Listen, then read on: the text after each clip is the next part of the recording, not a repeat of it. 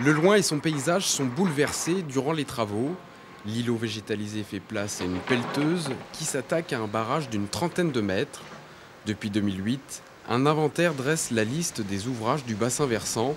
Les plus impactants pour le milieu sont détruits. Il faut vraiment déterminer les usages de l'ouvrage, les enjeux. Est-ce qu'il y a un enjeu patrimonial, par exemple? On peut avoir un très beau moulin qui serait évidemment inutile de supprimer, hein, il faut le valoriser. Il y a cet aspect touristique, mais qui devient très rare sur le bassin. Mais il y a surtout beaucoup d'ouvrages qui sont malheureusement maintenant plus du tout entretenus, etc. Donc qui n'ont plus aucun intérêt pour le fonctionnement du cours d'eau. Et dans ce cas-là, on privilégie la suppression de l'ouvrage. Dans les années 70, ce déversoir en béton fut érigé dans l'axe du moulin de Chalette-sur-Loing.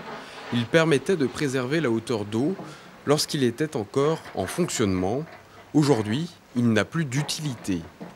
Après 5 semaines de travaux, le Loing va reprendre progressivement sa liberté d'écoulement et de déplacement des sédiments. On va retrouver des espèces dites rhéophiles, des espèces de courants comme la vandoise, le barbeau, etc., qui sont des espèces patrimoniales.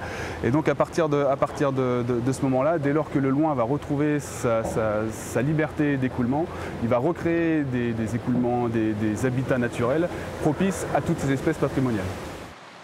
Durant 7 à 8 mois, le comportement du Loing sera observé avant toute intervention de l'homme, comme l'aménagement de banquettes végétalisées, et un inventaire piscicole aura lieu également dans quelques années.